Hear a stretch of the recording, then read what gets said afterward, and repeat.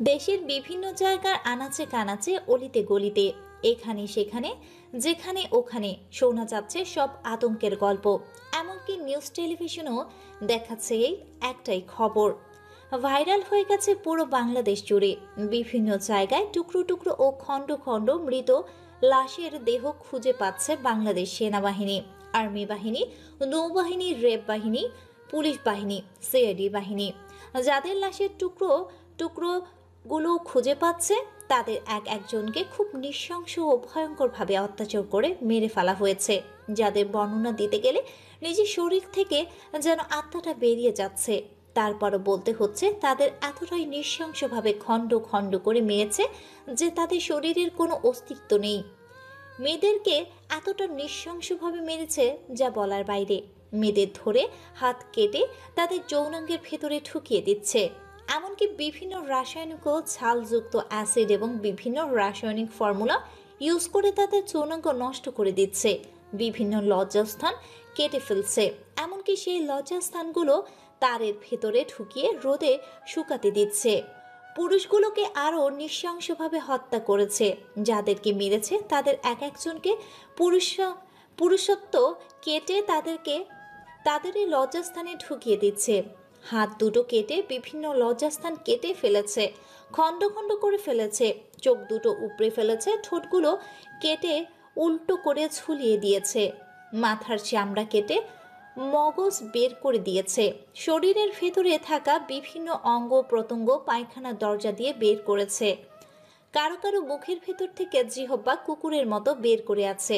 Social media এবং বিভিন্ন জায়গায় মুহূর্তের মধ্যে এই খবরগুলো ছড়িয়ে পড়ে আতঙ্কের মুখে পুরো বাংলাদেশ।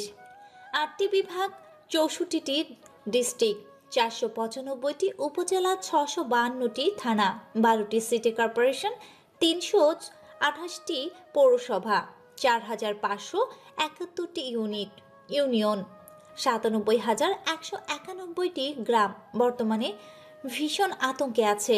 চারদিকে শুধু এই অজানা আগন্তুকের অনুসন্ধান চলছে। তবে এরই মধ্যে অবাক করার বিষয় হচ্ছে এ পর্যন্ত এই অজানা আগন্তুক যেগুলোকে মেরেছে তারা প্রত্যেক ব্যক্তি কোনো না কোনো খারাপ কাজের সাথে যুক্ত ছিল। এখন পর্যন্ত এই অজানা আগন্তুকটির কোনো খারাপ রেকর্ড পাওয়া যায়নি। তাই তো সাধারণ মানুষ এখনো শান্তিতে আছে, ভয় না পেয়ে খোঁজার চেষ্টা করছে কে এই আগন্তুক।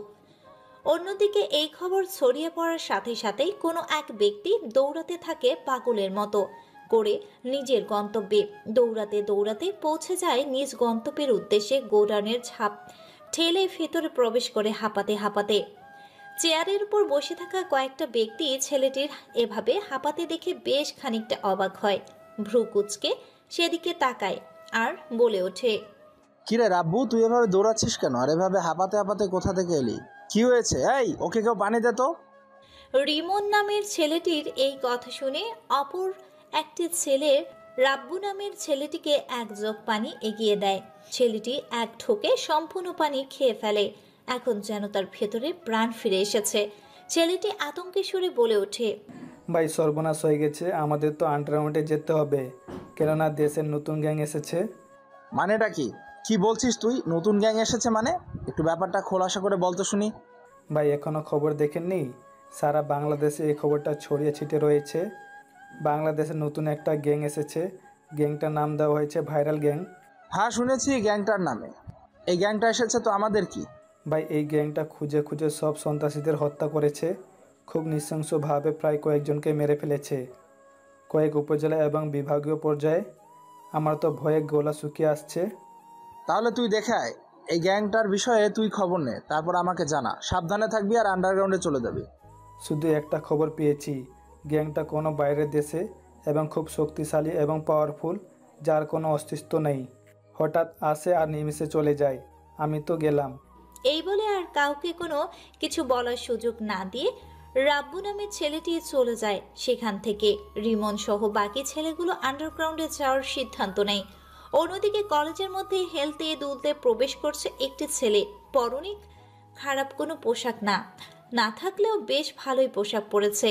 তারপরও কেমন যেন সবার থেকে ভিন্ন লাগছে, যেন কোনো এক এলিয়েন দেশ থেকে সে বাংলার মাটিতে নেমে এসেছে। আর তাকে দেখাচ্ছে অন্য এক গ্রহের প্রাণী। ছেলেটির পরনে আছে হালকা সাদা রঙের একটি টি শার্ট, শার্টটি বেশ মানিয়েছে, একটা কালো রঙের প্যান্ট, পায়ে স্যান্ডেল, চোখে চিকন ফ্রেমের পাতলা একটা চশমা। চুলগুলো ভদ্র ছেলের মতোই আছে, নেওয়া দেখতে খ্যাত না লাগলেও ভদ্র ঘরের ছেলে মনে হচ্ছে। খ্যাত খ্যাত দেখতে না হলেও গাইয়াদের মতোই কেমন যেন ছেলেটি। নিজের মতো করে ভার্সিটির গেটের সামনে পা রাখে।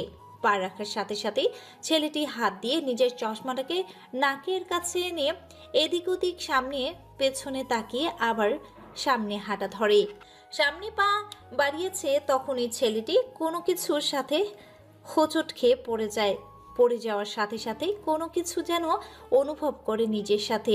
পুরো কলেজের ছাত্রছাত্রীরা সেদিকে তাকিয়ে আছে হা করে। হেজায় শুধু দৃশ্য নয়, একটা মহাদৃশ্য। ছেলেটি ধাক্কা দিয়ে ফেলে দিয়েছে উঠে দাঁড়াতেই মেয়েটি। হ্যাঁ, ছেলেটি একটি মেয়ের সাথে ধাক্কা খেয়েছে। মেয়েটি উঠে দাঁড়ায়, সাথে সাথে ছেলেটি শার্টের কলার ধরে কানের নিচে লাগিয়ে দেয় দুঘা। এত জোরে মেরেছে মেয়েটি যেন ছেলেটির পুরো পৃথিবীর চারদিকে ঘুরতে থাকে, উপর নিচে যেন নামতে থাকে। ছেলেটির কানগুলো ফন ফন করতে থাকে। ছেলেটি নিজের চশমাকে খুলতে থাকে। তারপর মেয়েটির ছেলেটির চশমাকে হাতে নিয়ে পরিয়ে দেয়। তারপর ছেলেটি শার্টের কলার ধরে ঝাঁকাতে ঝাঁকাতে বলে ওঠে, কুত্তার বাচ্চা, গাইয়া গেও ভূত কোথাকার, তোর সাহস হয় কি করে আমাকে ধাক্কা দিয়ে ফেলে দেওয়ার? ফেলে দিলি তো দিলি, তারপর আবার তোর ওই নোংরা ঠোঁট দিয়ে আমাকে কিস করলি। ছেলেটি কোনো কথা বলে না। ছেলেটি হা করে সেদিকে তাকিয়ে আছে, নয়ন ভরা দৃষ্টি। নয়, মেয়েটি নিজের মতো করে ঝাড়িয়ে দিতেই থাকে। ছেলেটি যেন মেয়েটির কথাগুলো কানে পৌঁছাচ্ছে না। হ্যাঁ, মেয়েটি দেখতে অসম্ভব সুন্দর, ডানাকাটা পরি, ভীষণ মায়াবী এবং সৌন্দর্যে ভরা। যেন তার সৌন্দর্য উজ্জ্বল ফর্সা গায়ের রং, চুলগুলো সিলিক, টানা টানা চোখ, চিকন হালকা কালো কুচকুচে তার চোখের ভ্রুগুলো, ঠোঁটটা যেন আপেলের মতো, গালগুলো পাকা টমেটোর মতো। ইচ্ছে করছে সারা রাত যেন জড়িয়ে ধরে আদর করি। মেয়ে না হয়ে যদি ছেলে হতাম, সত্যি এখনই তাই করে ফেলতাম। নিজেকে সামলানোর বড় মুশকিল। হ্যাঁ, মেয়েটি এতটাই সৌন্দর্যে ভরা, তার সৌন্দর্য। মেয়েটি আর কেউ না, এই ভার্সিটির ডেঞ্জারাস ও রেলিং লিডার। নাম তার সিমরান। সিমরান যেমন তার নাম, তেমনি তার রূপে গুণে সৌন্দর্যে পাহাড়। মেয়েটি আবার তার সামনে তুড়ি বাজিয়ে বলে ওঠে, কিরে গাইয়া কোথাকার, কোন দেশে হারিয়ে গেলি? আর এভাবে বড় বড় চোখে কি তাকিয়ে আছিস? ছেলেটি ঘোরের দেশ থেকে ফিরে এসে চারদিকে হালকা তাকিয়ে পরিস্থিতি বুঝে বলে ওঠে, আসলে আপু আমি সরি, দেখতে পাইনি আমি। আমাকে ল্যাং মারে আর আমি আপনার উপর পড়ে যাই। চুপ বেটা খচ্চর, সুন্দরী মেয়ে আর টাকাওয়ালা বড়লোক বাপের একমাত্র মেয়ে দেখলেই গায়ে হুমড়ি খেতে ইচ্ছা করে, তাই না? আজকে তোকে বোঝাবো এই সিমরান কি জিনিস। সিমরানের শাস্তিগুলো তুই সারা জীবন স্মৃতি হিসাবে রেখে দিবি। সত্যি বলছি আপু, আসলে আমি দেখিনি আপনাকে, আর আপনার সাথে ঘটে যাওয়া ঘটনার জন্য আমি দুঃখিত। তুই বেটা গাইয়া যা করার তা তো করে নিয়েছিস। কিস করে মজা নিয়ে এখন বলছিস তুই দেখতে পাসনি? অবশ্যই তুই দেখতে পাবি কি করে?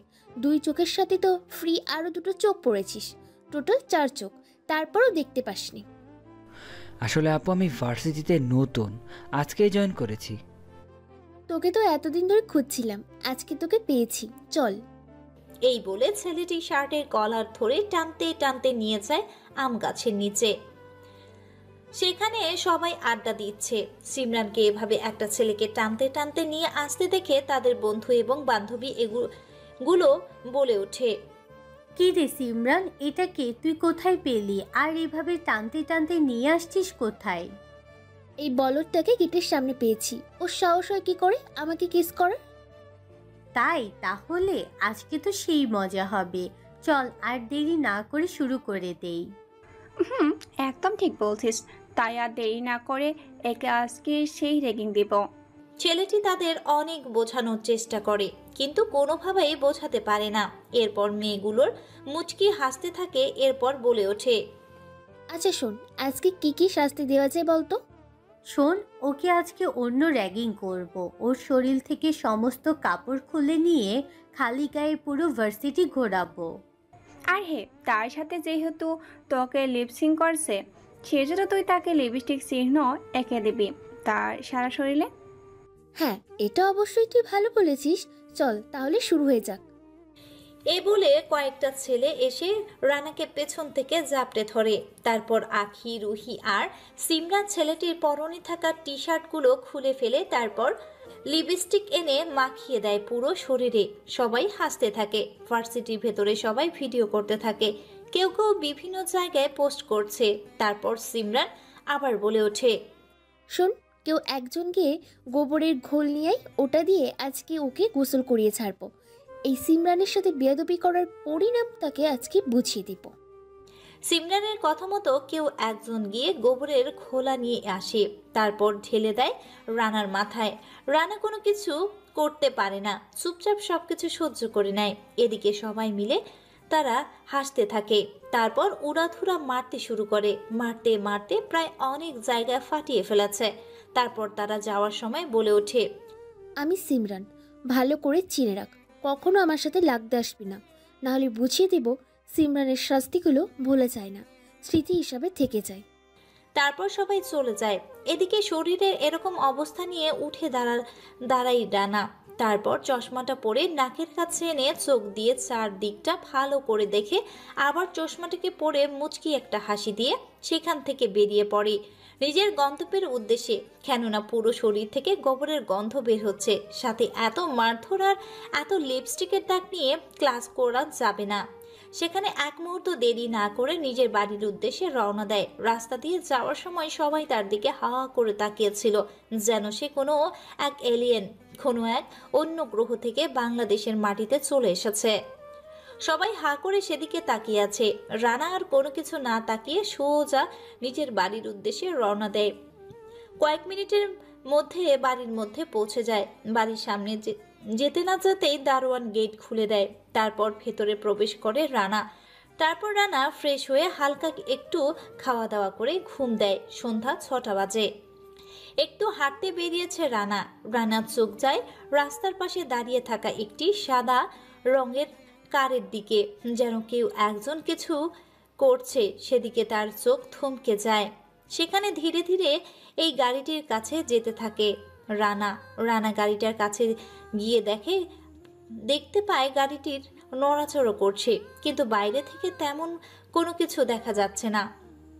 যখনই গাড়িটির সামনে দিয়ে যাবে তখনই গাড়ির ভেতর থেকে একজন ছেলে বের হয়। ছেলেটি পরনে রয়েছে ছোট্ট একটি প্যান্ট, তাছাড়া আর কোনো কিছুই নেই। অপর পাশ থেকে ভেতরে দেখতে পায় প্রায় 3 জন ছেলে মিলে একটা মেয়েকে রেপ করছে।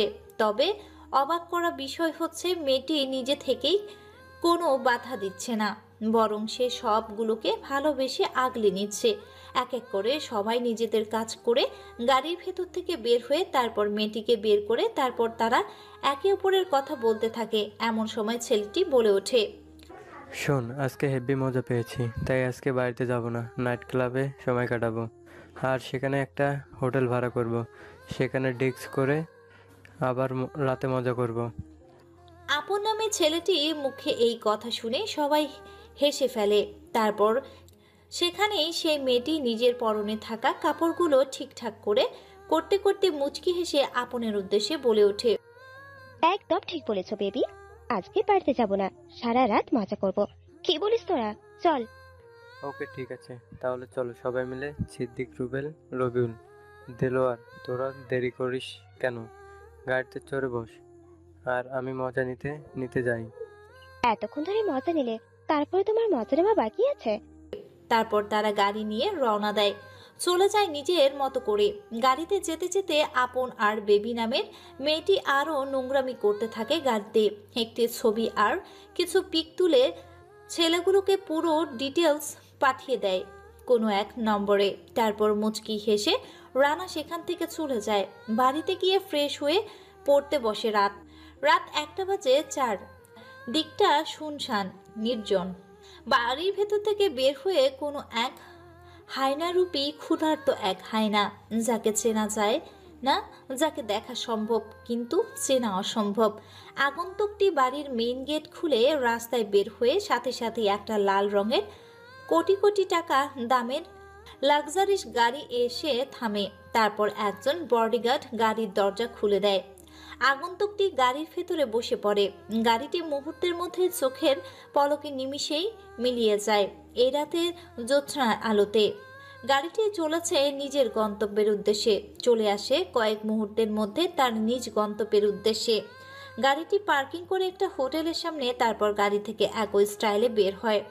হোটেলের ভেতর প্রবেশ করে কোনো কথা ছাড়াই ম্যানেজারের ভয়ে সবকিছু বলে দেয়, চলে যায় আবারও নিজ গন্তব্যের উদ্দেশ্যে। পুরো হোটেলের চারদিক দিয়ে ঘিরে রাখা হয়েছে তার লোকজন দিয়ে। রুমের ভেতর কয়েকটা অর্ধনগ্ন হয়ে বেশ তৃপ্তি করে মজা নিচ্ছে একটা মেয়ের সাথে। মেয়েটি পরম সুখ নিচ্ছে ছেলেগুলো কাছ থেকে। যখনই রুমের ভেতর প্রায় 10-12 জন ভেতরে প্রবেশ করে তখনই তারা লজ্জায় আর ভয়ে যে যেভাবে পাচ্ছে সেখানে লুকিয়ে পড়েছে। মেয়েটি বাথরুমে লুকিয়ে পড়ে। ছেলেগুলো যা পাচ্ছে তা দিয়ে নিজেকে পেঁচিয়ে নেয়। কেউ খাটের নিচে, কেউ সোফার পেছনে লুকিয়ে পড়ে। এটা দেখে হাসতে থাকে আগন্তুক ও তার দলবল ছেলেগুলোর মধ্যে থেকে আপন বলে ওঠে, কিরে তোরা কে? আর এভাবে কেন পারমিশন ছাড়া এই রুমে ঢোকার সাহস পেলি কোথা থেকে?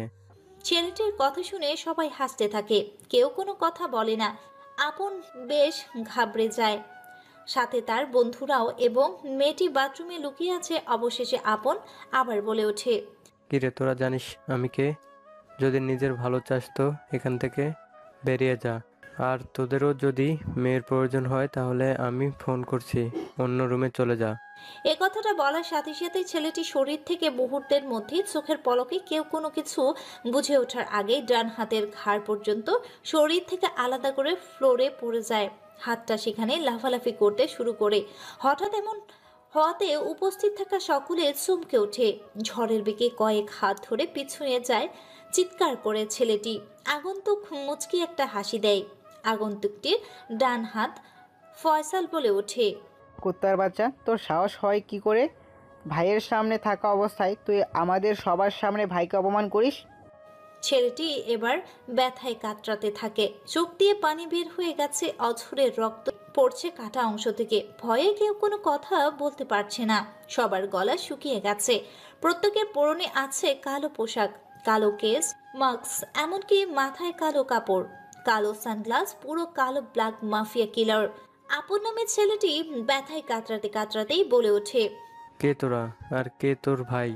তোদের পরিচয় কি? আর তোরা আমাকে মারছিস কেন? আমি কি করেছি? শোন, তুই জেনা করেছিস, ভাইয়ের সাথে বেয়াদবি করেছিস, ইসলামের অপব্যবহার করেছিস, এর জন্য তোকে মরতে হবে। দেখ তোরা কি ভুল করছিস। আমি তোদের কাউকে ছাড়বো না। আমার বাবা কিন্তু তোদের কাউকে ছাড়বে না। এ কথা শুনে হাসতে থাকে অজানা সেই আগন্তুকটি তার মুখের উপর থেকে কালো মাস্ক সরিয়ে দিয়ে হো হো করে হেসে ওঠে। এক হাসি দিয়ে বলে ওঠে আপন উদ্দেশ্যে, রাতের রাজা এই রানাকে মারবে এমন কোনো বাপের বেটা নেই এই শহরে। এই ভাইরাল গ্যাংয়ের সাথে যারাই মাঠে খেলতে নেমেছে তাদেরকে হয় শ্মশানে আর না হয় গোরস্থানে যেতে হয়েছে। আপন নামে ছেলেটি সহ উপস্থিত থাকা তার সকল বন্ধু বান্ধবী ভাইরাল গ্যাংস্টার নামটা শুনে চমকে ওঠে। কোনো কথা বলতে পারে না। রুমের ভেতর থেকে এক এক করে সবাইকে বের করা হয়। এমনকি এই মেয়েটির শরীরে তেমন কোনো পোশাক নেই, অর্ধ উলঙ্গ করে রাখা হয়েছে সবাইকে। মেয়েটির এমন অবস্থা দেখে সবাই হাসতে থাকে। তারপর রানা মিয়া বলে ওঠে, শোন, আগে আমি মজা নিয়ে নেই, তারপর তোরা নিবি। ওর মৃত্যুটা খুব ভয়ঙ্কর হওয়া চাই। এই বলে রানা এতগুলো ছেলের সামনে মেয়েটিকে খাটের উপর ফেলে দিয়ে ছাপিয়ে পড়ে তার উপর। তারপর খুপলে কামড়ে খেতে থাকে বেবি নামের মেয়েটিকে। মেয়েটি শুধু চিৎকার করছে প্রত্যেকটি জায়গায়। রানা কামড় দিচ্ছে। এর একটা কামড়ের জায়গা থেকে ব্লিডিং হতে শুরু করেছে। রানা তার খায়েশ মিটিয়ে সেখান থেকে উঠে পড়ে। তারপর সিগারেট জ্বালিয়ে সোফার উপর বসে পড়ে ছেলেগুলো। ভয়ে সেদিকে তাকাতে পারে না। এরপর রানার দলবল ছাপিয়ে পড়ে খাটের উপর। তারা সবাই মিলে বেবিকে শারীরিক অত্যাচার করতে থাকে। এতজনের অত্যাচার সহ্য করতে না পেরে মৃত লাশের মতো নিস্তেজ দেহটা পড়ে আছে বিছানার উপরে। সাদা রঙের চাদরটার রক্তে ছেয়ে গেছে। সবাই এরকম করুণ পরিণতি দেখে রানা মুচকি হাসে। রানা মুচকি হেসে আরেকটা সিগারেট জ্বালিয়ে বলে ওঠে, শোন, ওদেরকে অনেক ভয়াবহ মৃত্যু দিব। রড কাটার জন্য যে মেশিন ব্যবহার করা হয় সেটা নিয়ে আয়। গাছ কাটার জন্য যে করাত প্রয়োজন হয় সেই করাতগুলো নিয়ে আয়। ওদেরকে পিস পিস করে টুকরো টুকরো করে কাটবো। রানার কথা মতো নিয়ে আসে তার দলের ছেলেগুলো। বেবি ভয়ে চিৎকার করে বলে ওঠে, প্লিজ তোমরা আমাকে ছেড়ে দাও না, আমি সহ্য করতে পারছি না এই যন্ত্রণা। হয় আমাকে একেবারে মেরে ফেলো, আর না হলে আমাকে ছেড়ে দাও। তোরা এই মেন্টাল রানার সামনে অশ্লীল কাজ করেছিস। তোদের মৃত্যুটা খুব যন্ত্রণাদায়ক হবে। তোরা দাঁড়িয়ে না থেকে সব কিছু তৈরি কর, ততক্ষণে আমি আরেকটু যন্ত্রণা দিয়ে দেই মৃত্যুর। এই বলে রানা আরেকটা সিগারেট জ্বালায়। তারপর সিগারেটের কিছু অংশ বেবি নামের মেয়েটির দুই পায়ে ফাঁকা লজ্জাস্থানে চেপে ধরে। মেয়েটি ব্যথায় কাতরাতে থাকে, ছটফট করতে থাকে বিছানার উপর। মুহূর্তের মধ্যেই ঝলসে যায় তার করে স্থানগুলো। তারপর একটা বড় রামদা বের করে তারপর সেটাকে আগুন জ্বালাতে থাকে, সাথে তেল ঢেলে দেয় সেখানে। গরম টকবকে ফুটন্ত গরম তেল মেয়েটির অপিতিক জায়গাগুলোকে লাগিয়ে দেয়। মেয়েটি ছটফট করতে থাকে, পুরো বিছানায় গড়াগড়ি খেতে থাকে। এরপর মেয়েটি দুই পায়ের রশি বেঁধে দিয়ে ছাদের সাথে উল্টো করে ঝুলিয়ে দেয়। তারপর গাছ কাটা করাত দিয়ে মেয়েটির দু পায়ের ফাঁকা স্থানে গাছ কাটার করাতটা রেখে কেটে ফেলে। শরীরের দুই অংশ দুদিকে ঝুলতে থাকে। সারা শরীরের অঙ্গ প্রত্যঙ্গ বের হয়ে আছে বিছানার উপর। এগুলো দেখে চিৎকার করতে থাকে, পাগলের মতো দৌড়াদৌড়ি করতে থাকে ভয়ের ছেলেগুলো। বাথরুমে লুকিয়ে পড়ে। বাথরুমের দরজা ভেঙে ছেলেগুলোকে বের করে রশির সাথে বেঁধে ফেলে। এরপর রড কাটা মেশিনটা অন করে। ছেলেগুলো লজ্জাস্থানগুলো কেটে ফেলে, প্রায় কয়েক টুকরো করে। ছেলেগুলো ভয়ে চিৎকার করতে থাকে। সকলে সে জায়গাগুলো থেকে প্রচণ্ড পরিমাণে তাজা রক্ত বের হতে থাকে। যাতে ব্যথাটা আরো তীব্র আকারে হয় সেজন্য রানা বলে ওঠে, শোন, তাদের সেই কাটা স্থানগুলোতে লবণ ঢেলে দে যাতে যন্ত্রণা আরও বেশি হয়। আবার চোখগুলোতে পেঁয়াজের রস ঢেলে দে। সাথে আমার সামনে পেট্রোল আর একটা গ্যাস লাইট রেখে যা, খুব দরকার। যেই অস্ত্রগুলোর সাহায্যে শালাগুলো জেনা করত সেইগুলোই জ্বালিয়ে দিব। রানার কথা মতো ছেলেগুলোকে সেই জায়গাগুলোতে লবণ ঢেলে দেয়, চোখে পেঁয়াজের রস।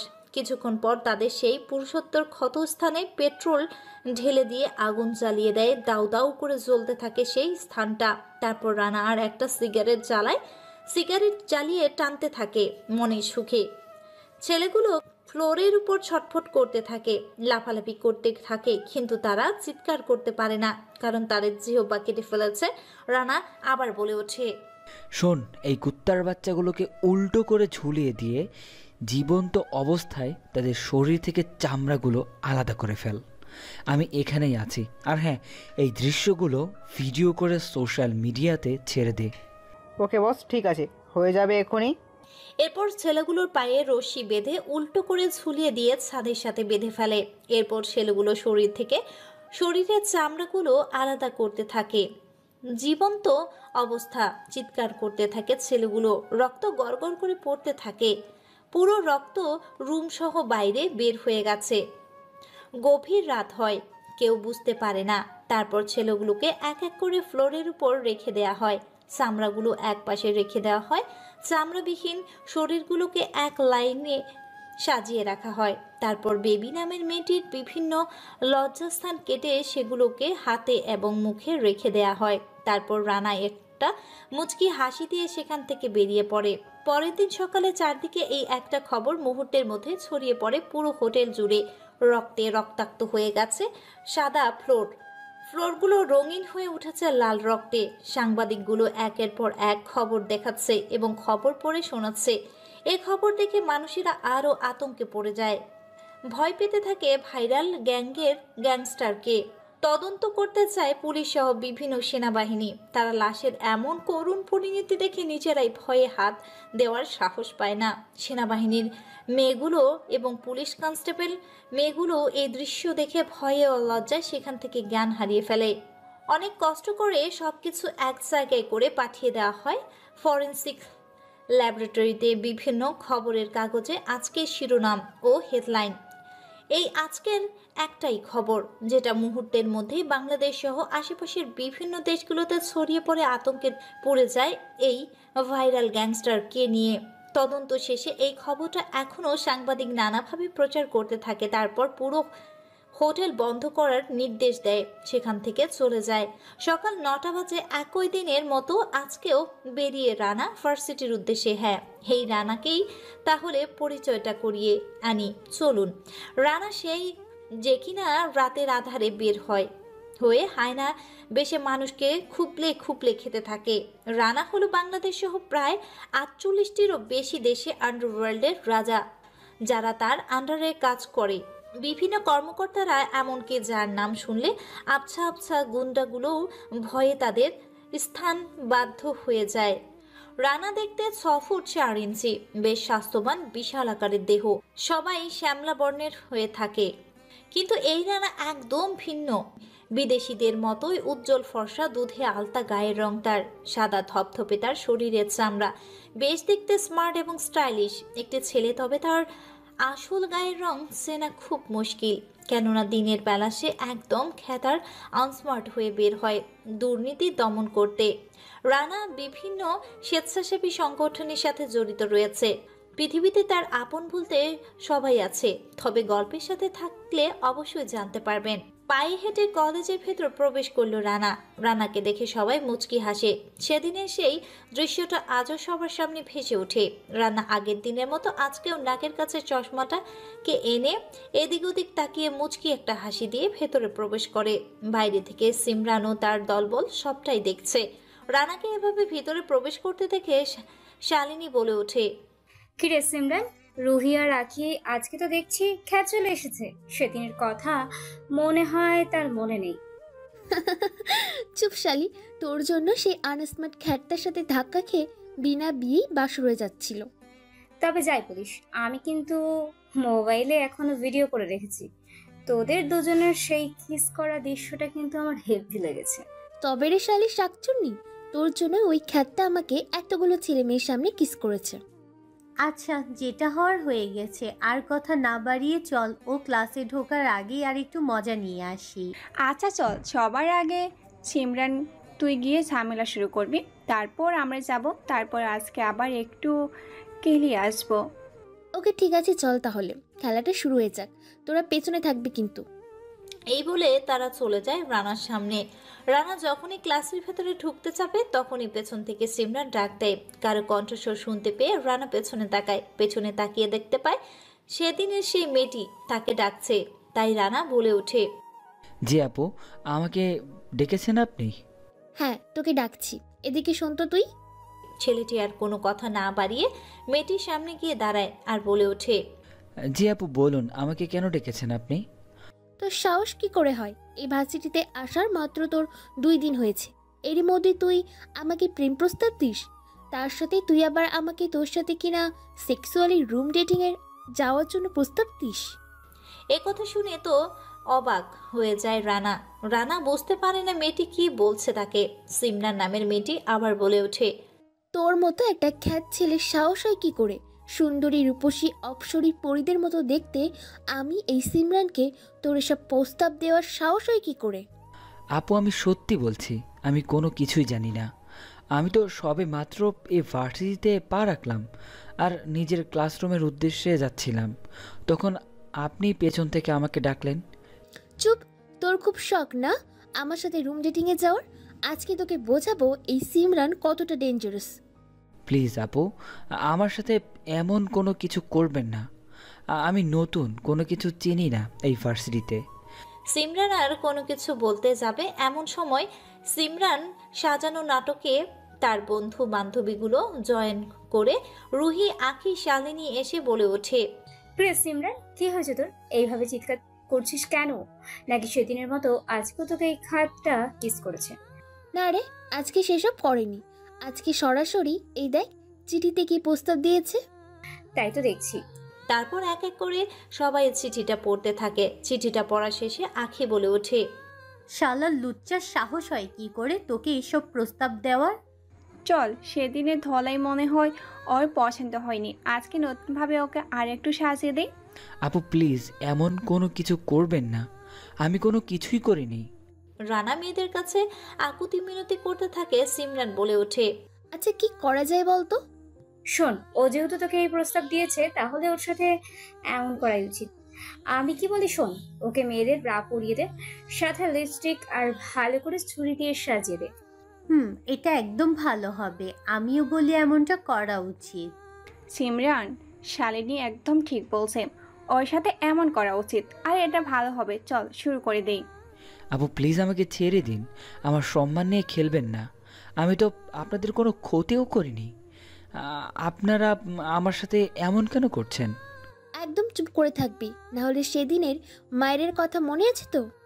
রানা কোনো কথা না বলে চুপচাপ সবকিছু সহ্য করতে থাকে। এক এক করে তাদের সবকিছু পরিচয়ে দেয়া হয়। তারপর পুরো কলেজে ঘেরাও হয়, অনেকগুলো ছবি তুলে। তারপর পুরো কলেজ ঘোরানো হয়, অনেকগুলো ছবি তুলে। তারপর সেখান থেকে হাসতে হাসতে সবাই চলে যায় অনেক মজা নিয়ে। তারা নিজেরাই আড্ডাখানায় চলে যায়।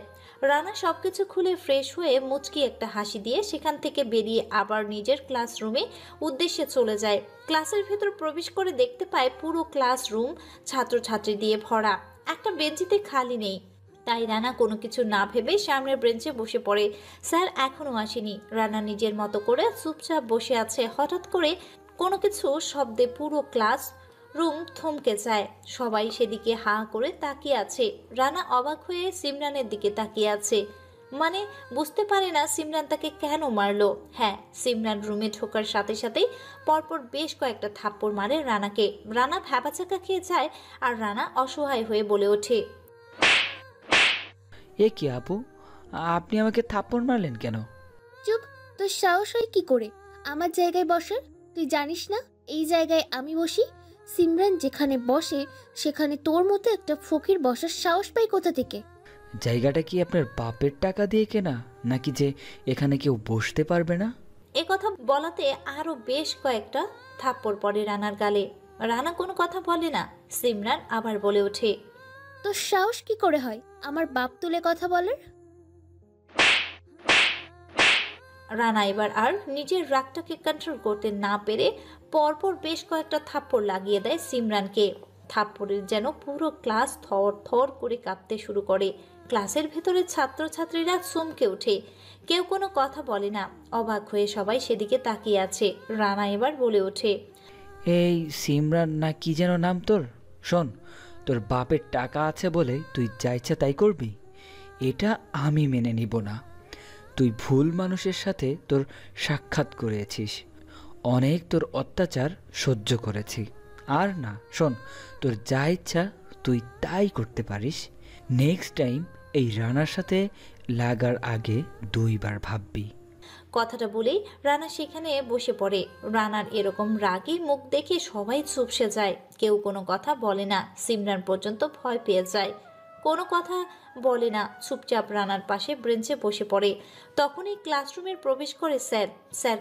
স্যার এক এক করে সবার সাথে পরিচয় হয়ে বোর্ডে একটা সূত্র লেখে আর বলে ওঠে, এ মাইনাস বি হোল স্কয়ার সমান কত কে বলতে পারবে, বা কে বোর্ডে এসে লিখে দিতে পারবে? জি স্যার, এই সূত্রের সমাধান আমি করতে পারবো। ওকে ঠিক আছে, তাহলে তুমি অঙ্কটা করে দেখাও। a minus b whole square সমান a minus b into a plus b সমান a plus b whole square.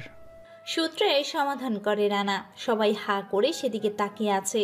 Sir অবাক হয়ে সেদিকে তাকিয়ে আছে, কেননা গত 7 দিন ধরে এই একটা গণিত সবাইকে শেখাচ্ছে, কিন্তু কেউ পারছে না। স্যার বলে ওঠে, সবাই রাহানের জন্য হাতে তালি দাও, কারণ সে একমাত্র পেরেছে এই অঙ্কটা করে দেখাতে, যেটা তোমাদের গত 7 দিন ধরে শিখিয়েছি। অথচ সে আজকে নতুন এসে তারপরও পেরেছে। সবাই হা করে রানার দিকে তাকিয়ে আছে। সবাই হাততালি দেয়। স্যার আবার বলে ওঠে, তোমার নাম কি? তোমার বাসা কোথায়?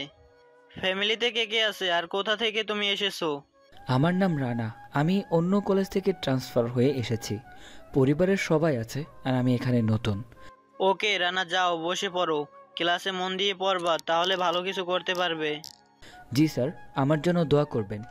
তারপর এক এক করে সব ক্লাস শেষ করে স্যার চলে যায়। সিমরানের সাথে আঁখি, রুহি, শালিনী তো অবাক হয়ে গেছে ছেলেটার এরকম ট্যালেন্ট দেখে। অন্যদিকে রানার পেছনের বেঞ্চে একটি ছেলে বলে ওঠে, হাই, আমি শাকিল।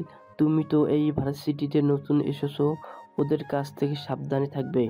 হ্যাঁ, আমি এই ভার্সিটিতে নতুন আর আমি রানা। আচ্ছা, ওরা কে? আমি তো ওদের ঠিক চিনলাম না। ভার্সিটির সর্বোচ্চ উচ্ছৃঙ্খল এবং সর্বোচ্চ হাঙ্গামা করা একটি বড় গ্যাং। এর আগে বদল নামে এখানে একজন ভিপি ছিল, তাকে পুলিশ তুলে নিয়ে গেছে। কেন তুলে নিয়ে গেছে? কি হয়েছিল এখানে? তেমন কিছু না, ও ছিল সর্বোচ্চ উচ্ছৃঙ্খল বদলের একটা গ্যাং ছিল যেটা সবাইকে উত্ত্যক্ত করত, কাউকে শান্তিতে থাকতে দিত না, উচ্ছৃঙ্খল করত সব জায়গায়, কেউ তার উপরে কথা বলতে পারতো না। তারপর কি হলো? আর সে জেলে যাওয়ার পর এখন ভার্সিটির ভিপি কে? এই ভার্সিটির নতুন ভিপি আছে আর সে এখনো জেলে আছে। সে অনেক খারাপ কাজ করতো, পরে একদিন না হয় বলবো। আর শোনো, সিমরান ও তার দলবলের কাছ থেকে সাবধানে থাকবে, তারা সুযোগ পেলে র্যাঙ্ক করবে। ওকে, ঠিক আছে। তারপর দেখতে দেখতে কলেজ ছুটি হয়ে যায়। তারা নিজেরা নিজেদের গন্তব্যের উদ্দেশ্যে চলে যায়। রানা গুটি গুটি পায়ে রিক্সা নিয়ে বাজারে ছেড়ে নিজের বাড়ির উদ্দেশ্যে রওনা দেয়। বেশ খানিকটা পথ পায়ে হেঁটে চলে আসে একটা বাড়ির সামনে। বাড়ির সামনে আসতেই গেট খুলে দেয়। ভেতর প্রবেশ করে রানা। দরজার সামনে কলিং বেল বাজাতেই ভেতর থেকে কেউ একজন দরজা খুলে দেয়। রানা আর কোনো দিকে না তাকিয়ে সোজা নিজের রুমের দিকে যায়। ফ্রেশ হয়ে হালকা কিছু খেয়ে একটা ঘুম দেয়। এক ঘুমে সন্ধ্যা কাট 7টা। মাগরিবের নামাজ পড়ে রাস্তায় বেরিয়ে পায়চারি করতে করতে এমন সময় সে দেখতে দেখতে আজকের কেমন যেন রাস্তাটা ফাঁকা ফাঁকা লাগছে, শুনশান লাগছে। সেদিকে সে মন না দিয়ে নিজের মতো করে পায়ে হেঁটে চলেছে। পকেটে থাকা ফোনটা হঠাৎ করেই বেজে ওঠে। ফোনের স্ক্রিনে তাকিয়ে দেখতে পায় তার কাছে লোক ফয়সাল তাকে ফোন করেছে। ফোনটা রিসিভ করে সাথে সাথেই বলে ওঠে, হে ফয়সাল, বল, কোনো খবর পেলি তাদের বিষয়ে? না ভাই, এখনও খবর পাইনি। তবে হ্যাঁ, বাদল নামের সেই ছেলেটি এখনও জেলে আছে আর সে কিছুদিনের মধ্যে জেল থেকে ছাড়া পাবে। রোহান ও তার দলবল এখনও এই শহরে আছে, কিন্তু কোন জায়গায় আছে সেটা এখনও খুঁজে বের করতে পারিনি। আচ্ছা, বাদল নামের ছেলেটির সম্বন্ধে তুই কি কি জানতে পেরেছিস? ভাই, বাদল নামের ছেলেটি ওই ভার্সিটির ভিপি এবং সে প্রতি রাতে সুন্দরী মেয়েদেরকে নষ্ট করতে তাদের রেপ করত। এতে কেউ বাধা দিতে পারতো না। যদি কেউ বাধা দিত তাহলে পরের দিন তাকে গুম করে দেওয়া হতো। তাই ভয়ে কেউ কোনো কথা বলেনি, সব কিছু সহ্য করেছে। প্রতি রাতে একটা মেয়েকে সে রেপ করত, সাথে তার দলের ছেলেগুলো। তবে কী কারণে সে জেলে গেছে আমি জানি না, খোঁজার চেষ্টা করছি। আর আমার দলবল চারদিকে ছড়িয়ে আছে। তুই ভালো করে খোঁজ খবর নে। আর হ্যাঁ শোন, ওই বাদল এবং রোহান এই শহরে থাকাকালীন থানার ওসি কে ছিল তাকে খুঁজে বের কর। ওকে ভাই। তারপর রানা কল কেটে দেয়। হাঁটতে হাঁটতে চলে আসে একটা রেস্টুরেন্টে। তারপর রেস্টুরেন্টে কিছু খেয়ে যখন বের হতে যাবে তখনই তার চোখের সামনে পড়ে একটা ছোট্ট বাচ্চা। বাচ্চাটা সবার কাছে টাকার জন্য হাত পাততেছে, কিন্তু কেউ দিচ্ছে না, দূর দূর করে তাড়িয়ে দিচ্ছে। আমাদের সমাজের একটা সমস্যা, যখনই ছোট থেকে বড় হয়ে যায় তখনই গরিব এবং মধ্যবিত্ত মানুষদের পরিহাস এবং অত্যাচার করতে শুরু করে। রানা সেখানে না দাঁড়িয়ে মেয়েটির কাছে যায় আর বলে ওঠে, এই যে আপু, এদিকে আসো, আমি তোমাকে টাকা দিচ্ছি। মেয়েটি আর সেখানে না দাঁড়িয়ে রানার সামনে আসে। তারপর রানা মেয়েটিকে নিয়ে একটা চেয়ারের উপর বসে পড়ে। রেস্টুরেন্টের ভেতরে ওয়েটারকে অনেকগুলো খাবার আনতে বলে। তারপর রানা বলে ওঠে, আচ্ছা আপু, তোমার নাম কি? আর তুমি কোথা থেকে এসেছো? তোমার পরিবারে কে কে আছে? আর তুমি রাস্তায় এভাবে ভিক্ষা করছো কেন? মেয়েটি কেঁদে ফেলে। মেয়েটি কাঁদতে কাঁদতে বলে ওঠে, ভাইয়া, আমার নাম ফাইমা। আমি আর আমার মা পাশের এলাকায় থাকি। আমরা গত 2 দিন ধরে কিছুই খাইনি। আমাদের বাবা আমাদের রেখে অন্য একটা বিয়ে করেছে। আমার মা ভীষণ পরিমাণে অসুস্থ, তাই আমি আমার মায়ের জন্য ওষুধ কিনতে বেরিয়ে গেছি, কিন্তু কেউ আমাকে টাকা ভিক্ষা দিচ্ছে না। চলো, তুমি আজকে যতগুলো খেতে পারবে সবগুলোই তোমার। ভাইয়া, আমি আমার মায়ের জন্য নিয়ে যেতে পারবো তো এখান থেকে? পারবে, তবে এখান থেকে না, তোমার সামনে যতগুলো খাবার দেখছো সবগুলো তোমাকে খেয়ে ফেলতে হবে। তারপর আমি নতুন করে প্যাকেট করে তোমার মায়ের জন্য পাঠিয়ে দিব। সত্যি ভাইয়া? হুম। তারপর মেয়েটি অনেকগুলো খাবার খায় এবং খুব খুশি হয়। তারপর মেয়েটিকে অনেকগুলো খাবার প্যাকেট করে নেয়, সাথে কিছু ওষুধ নিয়ে মেয়েটির সাথে মেয়েটির বাড়িতে যায়। তারপর মেয়েটির বাড়িতে গিয়ে মেয়েটির মায়ের সাথে কথা বলে এবং খাবারগুলো দেয়। তারপর রানা মেয়েটির উদ্দেশ্যে বলে ওঠে, শোনো, তোমরা এখানে 2 দিন থাকো, তারপর তোমাদেরকে নিয়ে যাবে একটা নতুন বাড়িতে, যেখানে তোমাদের কোনো কিছুই করতে হবে না, শুধু বসে বসে খাবে। সত্যি বলছো ভাইয়া? আমরা নতুন বাসায় যাব? হ্যাঁ সত্যি। তাহলে আমি আজকে আসি, যে আসবে তার নাম ফয়সাল, ঠিক আছে? তারপর রানা সেখান থেকে চলে যায়। অন্যদিকে রাত 11টা বাজে। হোয়াটসঅ্যাপ গ্রুপে কলে জয়েন করেছে সিমরান, রুহি, শালিনী ও আখি। সিমরান বলে ওঠে, এই শোন, রানা নামের ছেলেটির বিষয়ে খোঁজ খবর নেই তো? সে কোথা থেকে আসছে আর কি করে, পুরো কলেজের সামনে সে আমাকে থাপ্পড় মেরেছে। তারপর স্যারের এত বড় গণিতের সূত্র করে দিয়েছে। ছেলেটাকে যতটা বোকা ভাবি সে ততটা বোকা না। হ্যাঁ, আমরা ছেলেটাকে যতটা বোকা ভাবি আসলে সে সত্য অতটা বোকা না। মনে হচ্ছে ছেলেটা কিছু একটা গোপন করছে। তার চালচলন, কথাবার্তা কেমন যেন সবার থেকে আলাদা। শোন, ছেলেটা মনে হয় কোনো কিছু গোপন করে এসেছে ভার্সিটিতে। হয় সে এখানে কোনো অপরাধ করে এসেছে, আর না হয় নিজের পরিচয় লুকাতে এসেছে। না রে, আমার তা মনে হয় না। আমি যেটা ভাবছি সেটা হচ্ছে অন্য বিষয়। সে এখানে অন্য কাজে এসেছে, লেখাপড়া করতে নয়। হ্যাঁ রুহি, তুই একদম ঠিক বলেছিস। তোর কথার সাথে আমিও সহমত। আমারও কেমন যেন ওকে সন্দেহ হচ্ছে। শোন, আজ থেকে ওকে আমরা ফলো করব, আর ওর সাথে কলেজে কেউ ঝামেলা করবি না। হ্যাঁ, এখন থেকে ওর সাথে ভালো ব্যবহার করতে হবে। ছেলেটাও দেখতে তো মোটামুটি স্মার্ট আছে, বেশ সুন্দর করে কথা বলতে পারে, কেমন যেন সরল সাদা। আখি, তুই যেভাবে বলছিস যেন তুই তাকে বিয়ে করবি। হ্যাঁ, আর দেরি না করে কালকে কলেজে ওর সাথে বন্ধুত্ব করবো আমরা। ঠিক বলেছিস তোরা। আচ্ছা শোন, আমি এখন রাখি, কাল ভার্সিটিতে দেখা হবে। তারপর তারা সবাই কল কেটে দেয়। ধীরে ধীরে সবাই ঘুমিয়ে দেশে পাড়ি জমায়। রাত 1টা বাজে। আজকেও হয়তো ফেসে অজানা আগন্তুকের রূপে রানা বেরিয়ে যাবে তার বাড়ি থেকে। বাসা থেকে বের হওয়ার সাথে সাথে রাস্তার ব্ল্যাক কালারের 3টা গাড়ি এসে থামে। তারপর একজন দরজা খুলে দেয়। গাড়ির ভেতরে বসে থাকা রানা তারপর চলে যায় সেখানে গিয়ে নিজের গোডাউনে যায়। তারপর গোডাউনের ভেতরে গিয়ে গাড়ি থেকে নেমে একই স্টাইলে হেলিকপ্টারে চড়ে বসে। সাথে সাথে প্রায় 15 থেকে 20টা হেলিকপ্টার উড়াল দেয় আকাশের উদ্দেশ্যে, যেখানে লেখা ছিল পিবিসি। প্রত্যেকটা হেলিকপ্টারে একটা করে লোগো ছিল, যে লোগোগুলো ছিল পিবিসি। পিবিসি অর্থ হলো পিতে পৃথিবী, বিতে বিখ্যাত, সিতে সিটি, পুরো পৃথিবীর বিখ্যাত সিটি ভাইরাল গ্যাংস্টার এই গ্যাংয়ের মালিক। হেলিকপ্টারগুলো কয়েক ঘন্টা অতিক্রম করে ল্যান্ড করে লন্ডনে।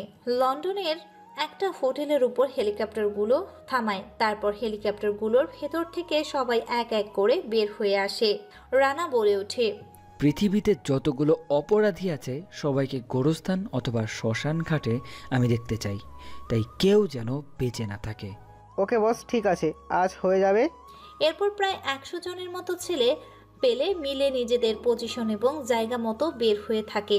কারো হাতে কোনো, কারো কোমরে, কারো পায়ে বিভিন্ন রকম অস্ত্র আছে, যেগুলোতে আছে AK-47 স্নিপার, MK2 শুটিং গান।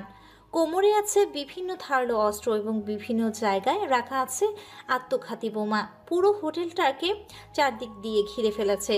আসলে হচ্ছেটা কি? আপনারা বুঝতে পারছেন না তো? চলুন তাহলে সব খুলে বলি আপনাদেরকে। এই রানা থাকতো দুবাইয়ে, দুবাইয়ের কিং সে, কিন্তু বাংলাদেশে তার জন্মস্থান। সে বাংলাদেশের ছেলে। বাংলাদেশ থেকে বিভিন্ন অপরাধ করে বিভিন্ন দেশের নারী পাচার, শিশু পাচার, এমনকি বিভিন্ন অস্ত্র ও দেশীয় সম্পদ পাচার করছে মন্ত্রীরা। সেগুলোকে দমন করতে সে দুবাই থেকে বাংলাদেশে গিয়েছে 3টা বড় বড় দলকে শেষ করতে। তার মধ্যে বাদল জেলে রোহান নিখোঁজ, আর একটা দল বাংলাদেশে মাটিতে পা রাখা আগে মেয়েদেরকে পাচার করে নিয়ে আসে লন্ডনের শহরে। তাই প্রত্যেকটাকে মেরে মেয়েগুলোকে বাঁচাতে লন্ডনে যায় রানা। এক এক করে সবগুলো ওকে হোটেলের রুম চেক করতে থাকে। রানার দলবল বিভিন্ন জায়গায় সিসিটিভি ক্যামেরা লাগানো আছে, তাই খুব সহজে আত্মঘাতী সন্ত্রাসী দেখে ফেলে রানা সহ তার দলবলকে। এটা দেখে হাসতে থাকে সন্ত্রাসীগুলো। সন্ত্রাসীদের লিডার জাফর মির্জা বলে ওঠে, মরার পাখনা গজিয়েছে, তাই এত তাড়াতাড়ি মরতে চলে এলি এই লন্ডনের মাটিতে? আমি জানতাম তুই বাংলাদেশের মাটিতে আমাকে খুঁজে না পেলে লন্ডনের মাটিতে আসবি, তাই আগে থেকে চারদিকে সিসিটিভি ক্যামেরা লাগিয়ে রেখেছি। এই কথা শুনে রানা সহ তার পুরো দল থমকে যায়। চারিদিকে দেখতে থাকে। রানা পরিকল্পনা মতো ইশারায় দেয় তার দলের ছেলেগুলো সবাই মিলে সিসিটিভি ক্যামেরাগুলো নষ্ট করে ফেলে। হঠাৎ করেই গোডাউনের ভেতরে গোলাগুলি শুরু হয়ে যায়। চারিদিকে শুধু গুলির শব্দ। এগুলো লুকিয়ে আছে মেন্টাল রানা। চারিদিকে শুধু লাশ আর লাশ। গোলাগুলির এক পর্যায়ে অনেকগুলো মারা যায়। জাফর মির্জার লোক সাথে মারা গেছে রানার দলের ছেলেপেলেগুলো। রানা এবার মুচকি হেসে বলে ওঠে, দেখ, তুই কিন্তু ভুল করছিস আমার সাথে পাঙ্গা নিয়ে। তুই বাঁচতে পারবি না। তুই লুকিয়ে না থেকে বেরিয়ে আয়। তুই ঢুকেছিস নিজের ইচ্ছায় আর বেরোবি আমার ইচ্ছায়। নিজের মৃত্যুকে দেখার জন্য তৈরি হয়ে নে। এরপর কিছুক্ষণের মধ্যে হঠাৎ করে মেয়েদের চিৎকার চেঁচামেচি ও আর্তনা শুনতে পায়। সেদিকে রানা সহ তার পুরো দলবল দৌড়ে যায়। সেখানে গিয়ে তো তারা চমকে যায়, কেননা প্রত্যেকটা মেয়েকে উলঙ্গ করে আগুনের নিচে খাঁচার মতো বন্দি করে রেখেছে। তার উপর থেকে একটা লোহার দারোয়ালা চিরুনি নামাতে থাকে। রানা কি করবে বুঝতে পারছে না। এই সুযোগে জাফর মির্জা বলে ওঠে, তোর বলে অনেক ক্ষমতা, এখন বাঁচিয়ে দেখা। না পারবি আমাকে ধরতে, আর না পারবি অসহায় মেয়েগুলোকে বাঁচাতে। মেয়েগুলোকে তো আমি ঠিক বাঁচাবো, কিন্তু আমি ভাবছি তোর কি হবে, তোকে কে বাঁচাবে? কারণ তোকে তো আমার হাতে ধরা পড়তেই হবে। এই বলে পাশের ওই আলমারিতে লাথি মারে। সাথে সাথেই আলমারি ভেঙে একটা দরজা বের হয়ে আসে। তারপর দরজা ভেঙে ভিতরে প্রবেশ করে আর হাসতে থাকে রানা। চমকে যায় জাফর মির্জা। কেউ কোনো কিছু বুঝে ওঠার আগে জাফর গুলি চালায়, কিন্তু গুলি করলেও নিশানা ভুল ছিল, তাই সবাই বেঁচে যায়। জাফর কোনো কিছু করে ওঠার আগেই তাদের ধরে বেঁধে ফেলেছে, আর তার হাত থেকে রিভলভারটা নিয়ে খাঁচায় বন্দি থাকা উলঙ্গ মেয়েগুলোকে বাঁচায় রানা। তারপর তার দলের মেয়েগুলোকে সাহায্যে প্রত্যেকটা ছেলে মেয়েকে পোশাক আর সুরক্ষিতভাবে বের করে হেলিকপ্টারে উঠায়। রওনা দেয় সবাই মিলে। সাথে জাফরকে চেয়ারের সাথে উল্টা করে বেঁধে হেলিকপ্টারের নিচে ঝুলিয়ে দেয়। জাফর মির্জা তার জিহ্বাটা বের করে উল্টো হয়ে ঝুলতে ঝুলতে বাংলাদেশে চলে আসে। তারা আস্তে আস্তে ভোর 5টা বেজে যায়। সবকিছু ঠিকঠাক করে মেয়েদেরকে থানার সামনে রেখে চলে যায় রানা সহ তার দলবল। খবরটা মুহূর্তের মধ্যে চারদিকে ছড়িয়ে পড়ে। সাংবাদিকগুলো একে একে করে খবর প্রচার করতে থাকে। আবারও ভাইরাল গ্যাংস্টার একটা পাগলামো গ্যাংস্টার পাগলামি দেখলো। ভয়ে আন্ডারওয়ার্ল্ডের সন্ত্রাসীগুলো গুম এখন থেকে চলে যাচ্ছে। অন্যদিকে রোহানের লোক রিমন আর রাব্বু আতঙ্কে আছে, কেননা রোহান হচ্ছে আন্ডারওয়ার্ল্ডের দ্বিতীয় সন্ত্রাসী। বাংলাদেশের সবাই জানে রোহানের ডান হাত হচ্ছে রিমন, রিমনকে ডান হাত হচ্ছে রাব্বু, তাই তারা ভীষণ আতঙ্কের উপরে আছে। রিমন বলে ওঠে, রাব্বু শোন, আমরা আজকে শহর থেকে চলে যাব, আর থাকা যাবে না। এই শহরে রাত 12টার পরে আমাদের ফ্লাইট করে মালয়েশিয়ার উদ্দেশ্যে রওনা দিতে হবে। বস আন্ডারগ্রাউন্ডে চলে গেছে, ফোন রিসিভ করছে না। ভাই, আমি তো আগেই বলেছিলাম যে এই ভাইরাল গ্যাংটা শুধু গ্যাংস্টার নয়, বরং শীর্ষ সন্ত্রাসী এবং কুখ্যাত মাফিয়া রানা ভাইয়ের গ্যাং, যাকে আজ পর্যন্ত কেউ দেখেননি, যাকে দেখার জন্য অনেকগুলো গোয়েন্দাকে বের করা হয়েছে, কিন্তু কেউ আজ পর্যন্ত খুঁজে বের করতে পারেনি। আমি সবটাই জানি, তাই তো বলছি, আর দেরি না করে আজকে টিকিটটা কেটে নে। আমাদের ফ্লাইটগুলোতে আমরা আজকেই চলে যাব। ওকে, ঠিক আছে ভাই, আমি সবাইকে সতর্ক করে দিচ্ছি, সবাই যেন নিজেরা নিজেদের মতো করে আন্ডারগ্রাউন্ডে চলে যায়। এরপর তারা কথোপকথনের মধ্য দিয়ে সময় পার করে। দেখতে দেখতে সকাল 8টা বেজে যায়। আজকে ভার্সিটিতে যাবে না রানা। শরীর ভীষণ ক্লান্ত, অনেক ধকল গেছে রাতে মিশনে গিয়ে, তাই সে আজকে শুধু সারাদিন ঘুমাবে। তারপর সন্ধ্যার পর জাফর মির্জা সহ আরও কিছু আত্মঘাতীদের ঘায়েল করবে। ঘুমাতে থাকে রানা। ওদিকে ভার্সিটির সময় হয়ে গেছে। এক এক করে সবাই ভার্সিটির ভেতরে প্রবেশ করে। সিমরান ও তার দলবল রানার সাথে বন্ধুত্ব করবে বলে সবাই সেখানে অপেক্ষা করতে থাকে, কিন্তু গেট দিয়ে এক এক করে সবাই ভেতরে প্রবেশ করে। রানা এখনো আসে না। এটা দেখে সিমরান বলে ওঠে, শোন, আমার মনে হয় না যে ওই ছেলেটা আজকে আসবে।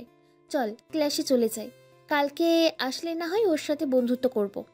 হ্যাঁ, ঠিক বলছিস, আজকে তাহলে আমরা চলে যাই। আমার মনে হয় না সে আসবে। আচ্ছা শোন, তোরা যা, আমি একটু শাকিলের সাথে দেখা করে আসি। কেন আমাকে যেতে বলেছে শুনে আসি। হ্যাঁ যা, ভালো করে দেখা করে আসিস, আর পারলে আলতো করে কয়েকটা ডিপ কিস করে চলে আসিস। এটা শুনে সবাই হো হো করে হাসতে থাকে। তারপর সবাই ক্লাসে চলে যায়। এভাবে তারা এক এক করে সব ক্লাস শেষ করে দেখতে দেখতে সন্ধ্যা হয়ে। এদিকে রানা খাওয়া দাওয়া করে ফ্রেশ হয়ে রেডি হয়ে বেরিয়ে যায় গোডাউনের উদ্দেশ্যে। গোডাউনের ভিতরে পৌঁছাতে ভেতর থেকে দরজা খুলে দেয়। ভেতরে প্রবেশ করে একটা ছেলে চেয়ার এনে দেয় জাফর মির্জাকে সামনে। চেয়ার নিয়ে বসে পড়ে মুচকি হেসে বলে ওঠে রানা, কিরে কুত্তার বাচ্চা, তোকে বরাবর আমি সতর্ক করেছিলাম, কিন্তু তুই আমার কথা শুনলি না। দেখ, তোর যত কোটি টাকা লাগে আমি দিব, আমাকে ছেড়ে দে। আমার সাথে পাঙ্গা নিস না। আমি তোর কাছে ধরা পড়ে গেছি তো কি হয়েছে? এখনও কিন্তু বাইরের এলাকার আমার অসংখ্য ছেলেপুলে ঘুরে বেড়াচ্ছে। এটা শুনে পাশেই একটা কাঁচের গ্লাস হাতে নিয়ে মুখের ভেতর ঢুকিয়ে দেয়। তারপর পা দিয়ে লাথি মারার সাথে সাথেই কাঁচের গ্লাস ভেঙে মুখের মধ্যে কাঁচের টুকরোগুলো চারদিক দিয়ে বের হয়ে আসে।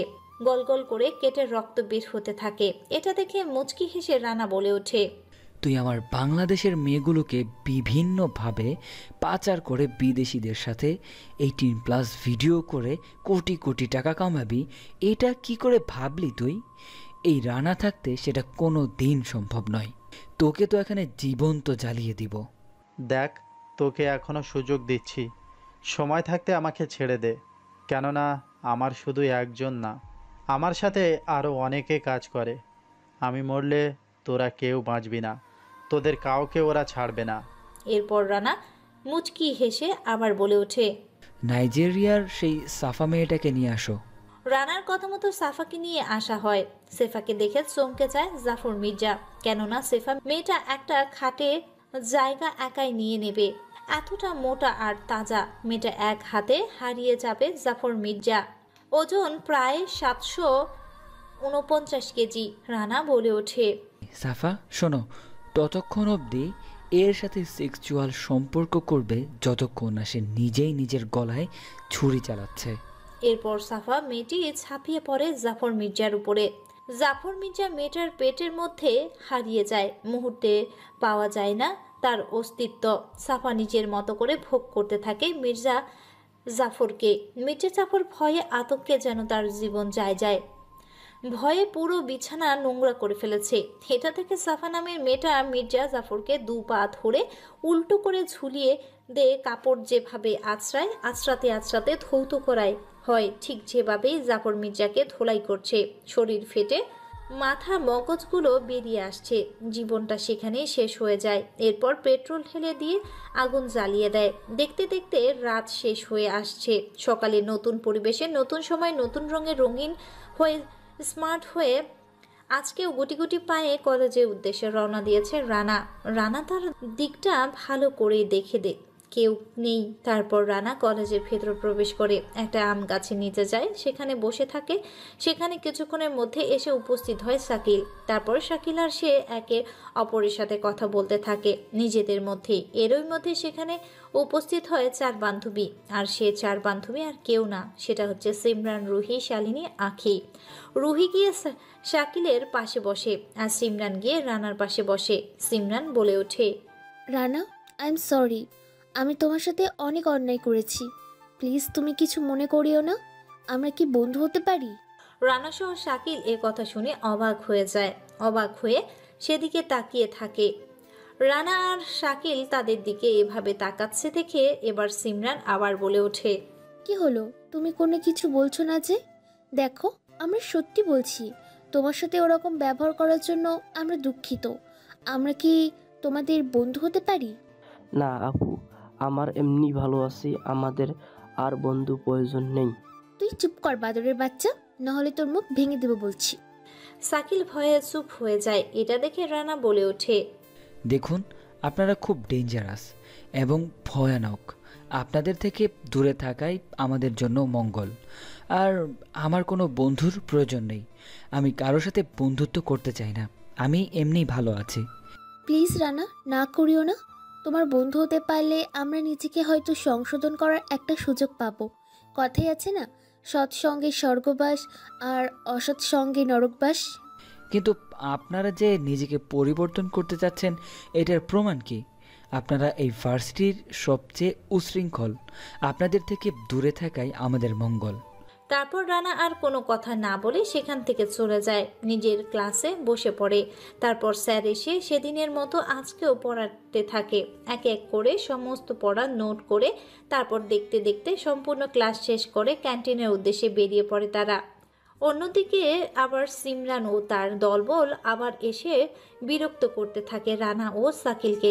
বোঝাতে থাকে যেন তারা বন্ধুত্ব করে তাদের সাথে। নানাভাবে বোঝাতে থাকে, এমনকি অনেকবার সরিও বলেছে, কিন্তু কোনোভাবেই কাজ হচ্ছে না। তারা কোনোভাবেই রাজি না। ক্যান্টিনের সময় প্রায় শেষের দিকে। এমন সময় হঠাৎ কলেজের গেটে দিয়ে প্রায় সকলের চোখ যায়। কলেজের গেটের দিকে তাকিয়ে তো সবাই চমকে যায়। যে যার মতো ক্যান্টিন ছেড়ে নিজেদের গন্তব্যের উদ্দেশ্যে রওনা দিচ্ছে। মুহূর্তের মধ্যেই পুরো মাঠ খালি হয়ে যায়, কেননা মাঠের মধ্যে প্রবেশ করে প্রায় 10 থেকে 12টি বাইক। হ্যাঁ, সবাই সেদিনের হা করে তাকিয়ে আছে। বাইকগুলোর উপর থেকে প্রায় বেশ কিছু ছেলেপেলে নেমে এসে ক্যান্টিনের উদ্দেশ্যে রওনা দেয়। আর ক্যান্টিনে আছে সিমরান, রুহি, শালিনী, আখিরা ও শাকিল। তাছাড়া সবাই নিজেদেরকে আড়াল করে নিয়েছে। হ্যাঁ, বাইকগুলো থেকে নেমে সোজা ক্যান্টিনের উদ্দেশ্যে রওনা দেয় ছেলেগুলো আর কেউ না, ছেলেগুলো হচ্ছে বাদল ও তার দলবল। বাদলকে আজ সকালে ছেড়ে দেওয়ার হয়েছে। ছাড়ার সাথে সাথে সে আজকে কলেজে চলে এসেছে। অনেকদিন পর জেল থেকে বেরিয়েছে। সোজা চলে আসে সিমরানের কাছে। তারপর সিমরানের সামনেই বসে পড়ে, একটা সিগারেট জ্বালিয়ে মুচকি একটা হাসি দিয়ে বলে, কি সুইটহার্ট, কেমন আছো? অনেকদিন তোমার সাথে দেখা হয় না, রোমান্সও করা হয় না, তাই জেল থেকে বের হয়ে তোমার সাথে একটু রোমান্স করতে এলাম। সিমরান কোনো কথা বলে না, চুপচাপ সেখানে দাঁড়িয়ে আছে। সবাই হা করে সেদিকে তাকিয়ে আছে। সিমরান অবাক হয়ে গেছে বাদলকে এখানে দেখে। বাদল সিমরানের এমন অবস্থা দেখে অবাক, মুচকি হেসে বলে ওঠে, অবাক হয়ে লাভ নেই, আগে তো শুধু ডিস্টার্ব করতাম, এবার সরাসরি বিয়ে করব, তারপর তোমার সাথে বাসর শুরু করব। আর বাসর করার জন্য কিন্তু আমি আগেই অনেক কিছু করে রেখেছি। তোমার সাথে বাসর রাতে কি করব সেটাও প্রোগ্রাম করে রেখেছি। ভেবে রেখেছি খোলামেলা জঙ্গলে নিয়ে গিয়ে তোমার সাথে বাসর করব। সবাই সেদিকে হা করে তাকিয়ে আছে। রানা বুঝতে পারে না কে এই ছেলেটা আর কি সব বলছে। তখনই রানার ফোনে কিছু মেসেজ আসে। মেসেজগুলো পড়ে সে বুঝতে পেরেছে ফেলে এটাই বাদল। এটা দেখে মুচকি একটা হাসি দেয় রানা। সিমরানকে বলে ওঠে, উত্তর বাচ্চা, তোর এতদিন জেলের ভাত খেয়েও বাসর করার শখ মেটেনি? তবে এবার তুই জেলে না, বরং কোনো শ্মশান ঘাটে অথবা গোরস্থানে যাবি লাশ হয়ে।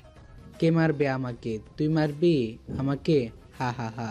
সুইটহার্ট, আসো, তোমাকে একটু আদর করি সবার সামনে। এই বলে বাদল যখন সিমরানের হাত ধরে নিজের কাছে টানতে যাবে, তখনই বাদলের বুক খেয়ে হাত রাখে আর পেছনে যায় বাদল। হ্যাঁ, রানা বাদলকে ধাক্কা দেয়। বাদল খানিকটা পিছিয়ে যায়।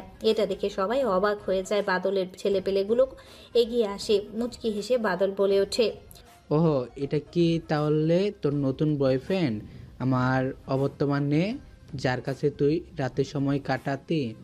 এটা শুনে সিমরান পরপর বেশ কয়েকটা থাপ্পড় মারে বাদলকে। থাপ্পড় খেয়ে বাদল হিংস্র পাগল কুত্তাদের মতো সিমরানের দিকে তেড়ে আসতে থাকে। রানা আবার বাধা দেয় বাদলকে। তারপর রানা বলে ওঠে, আরে ভাই, এত উত্তেজিত হচ্ছ কেন? আগে নিজেদের মধ্যে কথা বলে নেই, তারপরে না হয়। আরে কুত্তার বাচ্চা, তুই বাদলের কাছে নাক গলার সাহস পাস কোথায়? মরার পাংখা গজিয়েছে নাকি? একথা শুনে রানা পাগলের মতো হাসতে থাকে, এদিক ওদিক তাকাতে থাকে, চেয়ারে বসে আবারও হাসতে থাকে উচ্চস্বরে। রানার এরকম হঠাৎ আচরণ দেখে অবাক হয়ে যায় সবাই। বাদল বুঝতে পারে না সে এমন কি হাসির কথা বলে। রানা এবার নিজের হাসিটা থামিয়ে বলে ওঠে, মৃত্যুকে ভয় করলে তো আজ এই পর্যন্ত আসতে পারতাম না, বরং মৃত্যুকে ভয় না করে মৃত্যু দেখাটাকে পছন্দ করি। আজকে বুঝি তুই আমার হাতে খুন হতে চলেছিস? ভেবেছিলাম জেল থেকে বের হয়ে তেমন আর কাটাকাটি করব না, মালটাকে নিয়ে শুধু মজা করব ঘরে বসে, কিন্তু তুই বুঝি আমার সাদা হাতটা লাল রঙে রঙিন করতে চলেছিস। আরে ভাই, এত রেগে গেলে চলবে? সময় বদলে দেবে কার মৃত্যু কখন আর কোথায় হবে। এই তোরা দাঁড়িয়ে না থেকে কুত্তার বাচ্চাটাকে উলঙ্গ করে পুরো মাঠ ঘোরা। সবাই ভেবে নিয়েছে আজকে রানার এখানে শেষ দিন। যখনই তার দলের ছেলেপেলেগুলো রানাকে ধরতে আসবে, তখনই হঠাৎ কোথা থেকে যেন ঝড়ের বেগে রকেটের গতিতে বিদ্যুৎ প্রবাহের পরপর বেশ কয়েকটা গরম বুলেট এসে কপাল ভেদ করে এফোর উফোর করে ছিটকে গিয়ে পড়ে কয়েকটি ছেলে। হঠাৎ করে এমন হওয়াতে চমকে ওঠে বাদল সব উপস্থিত থাকা সকলে। ছেলেগুলোর নিথর দেহটা মাটিতে লুটিয়ে পড়ে। বাদল আরও কিছু বলতে যাবে, তার মধ্যে আরও বেশ কয়েকটা গরম বুলেট এসে ছেলেগুলোর মাথা ভেদ করে মাটিতে লুটিয়ে পড়ে। ছেলেগুলোর নিথর দেহগুলো সবাই অবাক হয়ে তাকিয়ে আছে। সবাই রক্ত দেখে ভয় পেয়ে যায়, চমকে উঠে সকলে। ছাত্রছাত্রীরা অবাক হয়ে গেছে। বাদলের হাত পা কাঁপা শুরু করেছে, বাদল ঘামতে শুরু করেছে। বাদল বলে ওঠে, এই কোন কুত্তার বাচ্চা, কার এত বড় বুকের পাটা? আমার লোকদের স্নাইপার দিয়ে গুলি করিস? কে মারলি? সাহস থাকলে সামনে আয়। কিরে তুই মারলি? তুই আমার ছেলেদের মারলি? এই বলে বাদল যখনই রানার শার্টের কলার ধরে ঝাঁকাতে যাবে, তখনই বাদলের সামনে পরপর বেশ কয়েকটা গুলি করা হয়। বাদল চমকে গিয়ে পিছনে যায়। বাদল সেখানে আর এক মুহূর্ত দেরি না করে নিজের জীবন নিয়ে নিজের গন্তব্যের উদ্দেশ্যে ফিরে যায়। সবাই হা করে রানার দিকে তাকিয়ে আছে। রানা সেখানে আর এক মুহূর্ত না দাঁড়িয়ে থেকে শাকিলকে নিয়ে ক্লাসের উদ্দেশ্যে রওনা দেয়। রানার এরকম অবস্থা থেকে ও হাবভাব হয়ে সিমরান সহ সবাই অবাক। সিমরান বলে ওঠে, এবার তো আমি শিওর, শুধু শিওর না 100% শিওর এ সাধারণ ছেলে নয়, বরং অন্য কেউ। আমাকে খুঁজে বের করতে হবে এর আসল পরিচয়। চল সবাই ক্লাসে যাই, কাল থেকে ওকে আমি ফলো করব। এরপর সবাই ক্লাসে চলে যায়। এদিকে শাকিল বলে ওঠে, কি রে, হঠাৎ করে ভার্সিটিতে আমার চোখের সামনে এসব কি ঘটে গেল? জীবনে খুন হতে দেখিনি, কিন্তু আজকে সরাসরি মার্ডার হতে দেখলাম। আমিও তো ঠিক বুঝতে পারলাম না ছেলেগুলোকে হঠাৎ করে কেই বা মারলো। হয়তো ওদের কোনো চেনা শত্রু সুযোগে ছিল, সুযোগ পেয়ে মেরে দিয়েছে। তাই হয়তো হবে, আসলে ভয় পেয়ে গিয়েছিলাম। আচ্ছা, এখন ক্লাসে মন দে। তারপর তারা সবাই ক্লাসে মন দেয়। সিমরান ও তার দলবল এখানে সন্দেহের দৃষ্টিতে তাকিয়ে আছে রানার দিকে, কিন্তু তারা তাদের দিকে না তাকিয়ে এক এক করে সমস্ত ক্লাস শেষ করে সবার আগে ভার্সিটি থেকে বের হয়ে যায়, যাতে তাকে কেউ দেখে সন্দেহ না করে। বাড়িতে চলে আসে, ফ্রেশ হয়ে হালকা কিছু খেয়ে একটু ঘুম দেয়। বিকেলে দুবাই থেকে তার বাবা মাকে কল দেয়, তাদের সাথে কথা বলে ফোন কেটে দেয় রানা। দেখতে দেখতে সন্ধ্যা হয়ে যায়, সন্ধ্যায় বেরিয়ে যায় রানা।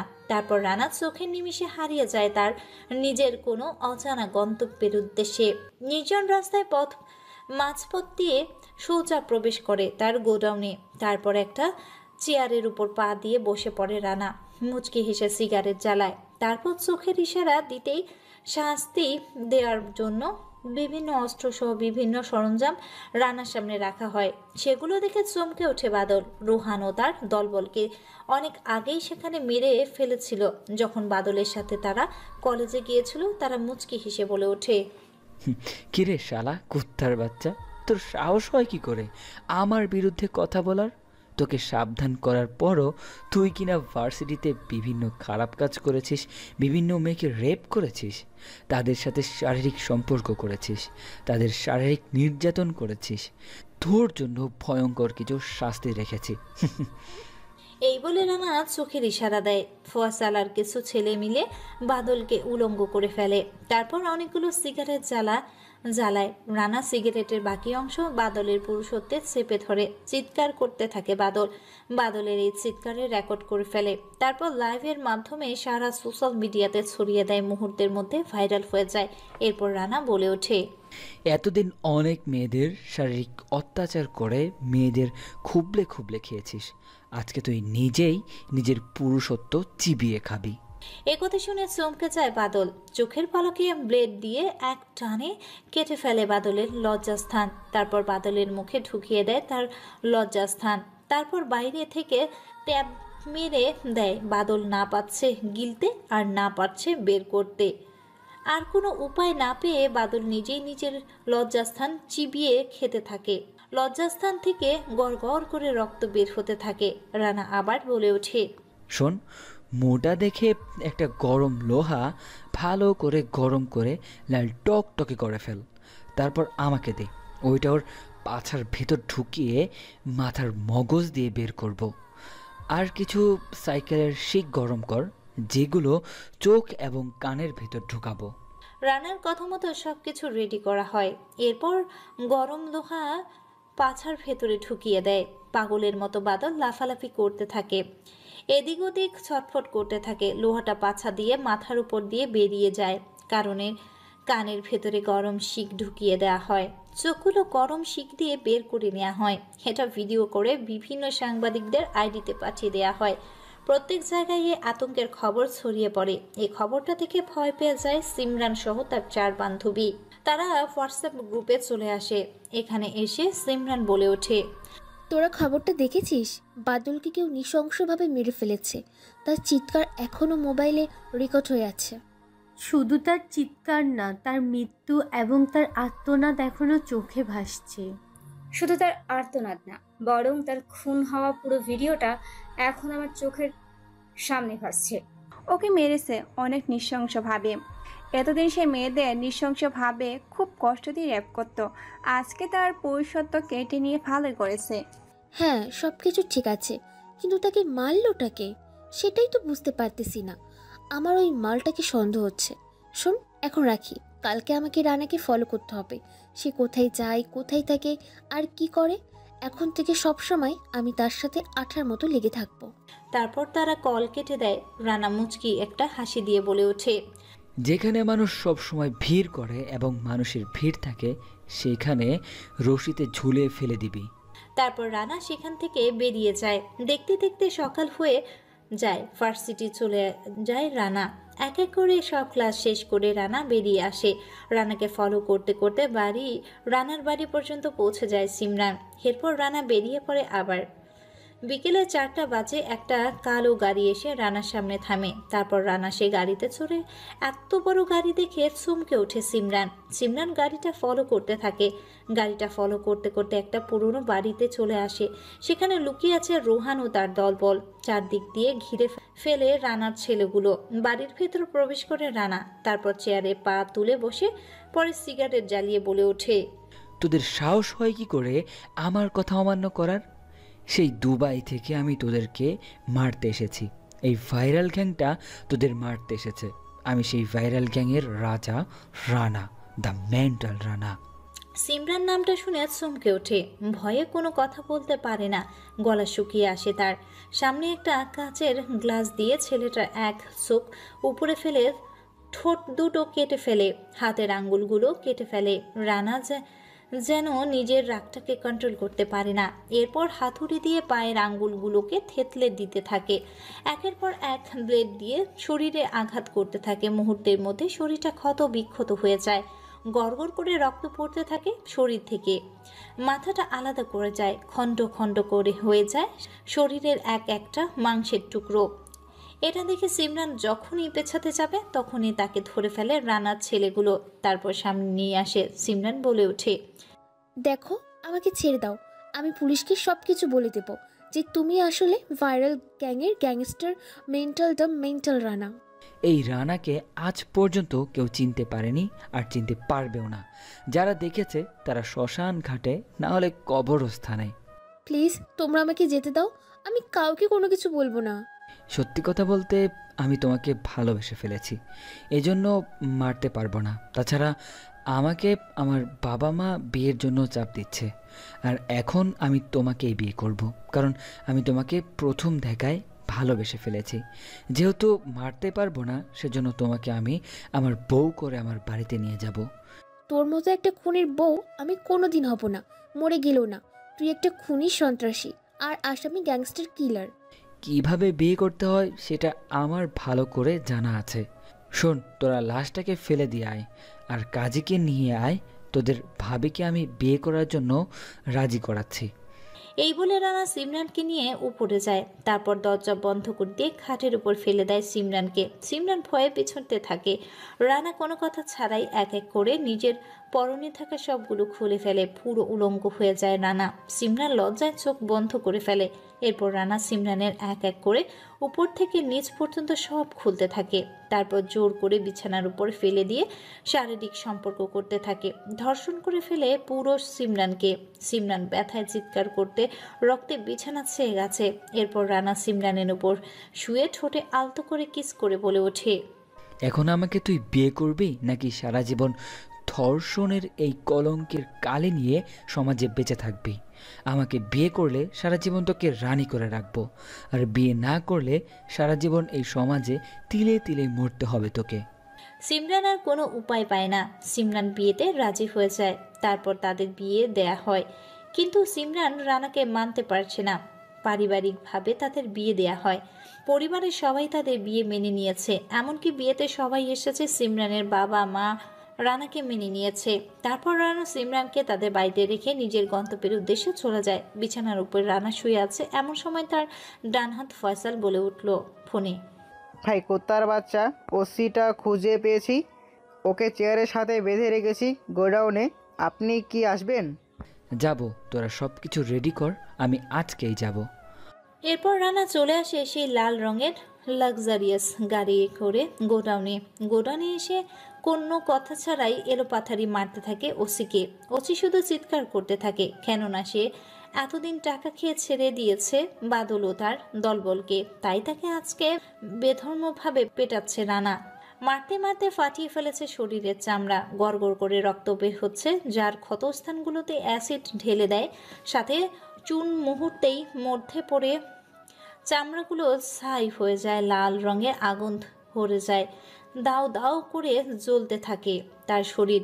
উল্টো করে ঝুলিয়ে দিয়ে এলোপাথারি ছুরি দিয়ে আর কুড়াল দিয়ে কোপাতে থাকে রানা যেন এখনো নিজের আত্মাকে কন্ট্রোল করতে পারে না। শরীরটাকে টুকরো টুকরো করে রাস্তার কুকুরদের তার মাংস খাওয়াতে বলে বেরিয়ে পড়ে শ্বশুরবাড়ির উদ্দেশ্যে। রানা শ্বশুরবাড়িতে পৌঁছে গিয়ে কলিং বেল বাজাতে সিমরান দরজা খুলে দেয়। এরপর রানা বলে ওঠে তার শ্বশুর শাশুড়ির উদ্দেশ্যে, আব্বা আম্মা, আমার বাবা মা আসছে দুবাই থেকে। তারা চায় পারিবারিকভাবে আনুষ্ঠানিকভাবে সিমরান এবং আমার বিয়ে দিতে। জামাই, এত ভালো কথা। আমরাও চাই আমাদের মেয়ের বিয়ে ধুমধাম করে হোক। আমাদের একমাত্র মেয়ে, আমাদের মেয়ে সুখী থাকলে আমরা খুশি। কিন্তু মা, এত টাকা খরচ করা দরকার কি? বিয়েতে যত খরচ হবে সব কিছু আমি করব। কালকে আমার বাবা মা আসছে, আমি চাই কালকে আমাদের বিয়ে হোক, আর আমি বিয়ের পরে সিমরানকে নিয়ে দুবাই চলে যাব। ঠিক আছে বাবা, সমস্যা নেই। তুমি বিয়ের পর ওকে যেখানে নিয়ে যাবে আমরা সেখানেই খুশি। এরপর খাওয়া দাওয়া করে রানা সিমরানকে নিয়ে উপরে যায়। তারপর সিমরানকে জড়িয়ে ধরে ঘুমিয়ে পড়ে। সিমরান রানাকে ছাড়ানোর চেষ্টা করছে, কিন্তু রানা তাকে ছাড়ছে না। সিমরান ভয়ে চুপসে গেছে। রানা সিমরানের পেটের মধ্যে স্লাইড করতে থাকে, আষ্টে পৃষ্ঠে জড়িয়ে ধরে। কখন যে ঘুমিয়ে গেছে সেদিকে খেয়াল নেই। পরের দিন তাদের পারিবারিকভাবে বিয়ে দেওয়া হয়। তারপর বিয়ের পর্ব শেষে তারা দুবাইয়ের উদ্দেশ্যে রওনা দেয়। দুবাইতে পৌঁছে যায়। দুবাইয়ের বাড়িটা অনেক সুন্দর করে সাজানো হয়েছে। এত বড় বাড়ি দেখে সিমরান অবাক হয়ে গেছে। চারিদিকে অনেকগুলো সিসিটিভি ক্যামেরা, অনেকগুলো বডিগার্ড, সুইমিং সহ বিশাল বড় একটা বাড়ি। রানার রুমের ভেতরে এক পাশে আছে সুইমিং পুল সহ 3টা রুমের সমান তার একটা রুম। রাত 3টা বাজে। রানা বলে ওঠে, এই রানার যা ইচ্ছে তাই করে। রানার যখন যেটা লাগবে তখন সে সেটা ছিনিয়ে নিতে জানে। তোমাকে আমার ভালো লেগেছে, তাই তোমাকে আমি আমার বউ করে এই দেশে নিয়ে এসেছি। কিন্তু আমার তোমাকে ভালো লাগে না, বুঝেছো? আর তুমি আমার কাছে আসার চেষ্টাও করবে না। তোমার মতো গুন্ডাকে আমি আমার স্বামী হিসাবে মানতে পারবো না। আজকে না হোক কালকে তো মানবে, আর আমি গুন্ডা কেন সবটাই জানতে পারবে, যে কেন আমি আজকে গুন্ডা হয়েছি, এই পথে কেন এসেছি। কিন্তু আজকে আমাদের প্রথম বাসর রাত, বাসর না করে তোমাকে তো ছাড়ছি না। ছি, তোমার লজ্জা করছে না এসব কথা বলতে? আমার তো মনে হচ্ছে লজ্জায় নিজেই কচু গাছি ফাঁসি লাগাই। নিজের বউয়ের সাথে রোমান্স করব, এতে লজ্জা কিসের? আসো। এরপর রানা সিমরানকে নিয়ে ছাদে চলে যায়। তারপর খোলামেলা চাঁদ এবং অসংখ্য তারা এবং সুন্দর একটা উজ্জ্বল ফটফটে জ্যোৎস্নার আলোতে রাতে গভীরে সবাইকে সাক্ষী রেখে তারা তাদের নতুন জীবনে পথ চলা শুরু করে। রানা সিমরানকে খাটের সাথে চেপে ধরে। সিমরানের বুকের উপর থেকে শাড়িটা আঁচল সরিয়ে দিয়ে এক এক করে সব খুলে ফেলে। তারপর সিমরানকে নিয়ে ভালোবাসায় গভীর সাগরে যেতে থাকে। সিমরান বাধা দিতে চাইলেও রানা তা উপেক্ষা করে নিজের চাহিদা মেটাতে অধিকার আদায় করতে থাকে। সিমরানকে ভালোবাসার নতুন চাদরে রাঙিয়ে দিতে থাকে। ভালোবাসার অতল সাগরে দুজনে মুগ্ধ হয়ে মধু খেতে থাকে। ধীরে ধীরে তাদের সম্পর্কে ভালো হতে থাকে। রানা একে একে সব ঘটনা খুলে বলে, কেন সে এ পথে এসেছে। তারপর তারা সংসার করতে থাকে। প্রতিদিন রাতে রোমান্স আর খুন খারাপি নিয়ে রানার বেশ দিনকাল ভালোই যাচ্ছে।